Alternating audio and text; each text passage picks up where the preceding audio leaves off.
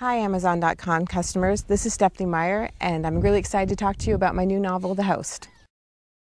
I always tell people that The Host is a science fiction story that's for people who don't like science fiction. It's really not about the aliens or the other planets or the ray guns or the technical aspects of science fiction. It's about what it means to be human, the way you can only see it, which is from someone who's not.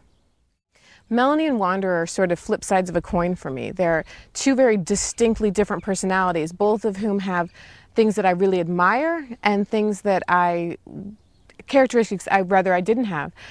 Wanderer is the completely most compassionate person you would ever meet. She's extremely kind. She always does the right thing.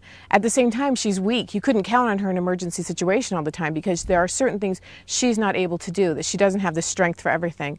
Whereas Melanie is the strongest person you'll ever know, physically, emotionally, mentally. She can do anything, but at the same time, she's often unkind. So there's those aspects, and whether you can have them in one body without two personalities, I don't know. But their relationship is really shaped around the differences between who they are. My characters often surprise me when I'm working on a story. Quite frequently, there's at least one that refuses to stay in the role that I've given him or her. When I was working on The Host, there was a side character who was, in the outline, never meant to be more than just sort of the backup to the bully. He was one of those guys who stands behind his shoulder and says, "Yeah, get him." And this character surprised me by, on his own, really developing a conscience and evolving more than any of the other characters did. He changed who he was in response to the story. And that's always a really fascinating experience for me, and I tend to love those characters best.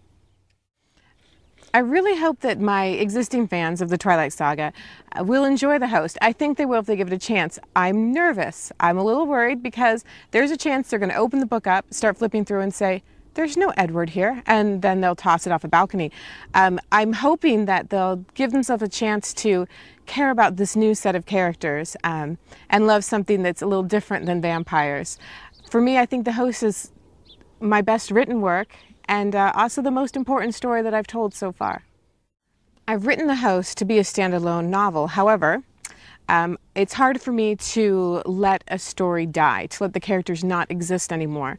There are other stories here. There are a lot of really fascinating characters, and there's a chance I'll go on with this as a series, but all that kind of depends on where the writing takes me, what mood strikes me, what's fun for me, because at the heart of it all, I'm just writing to entertain myself. I didn't make any kind of conscious effort to write an adult novel. For me, those lines are actually kind of irritating. I don't think there should be a certain section of the bookstore that you can't go into.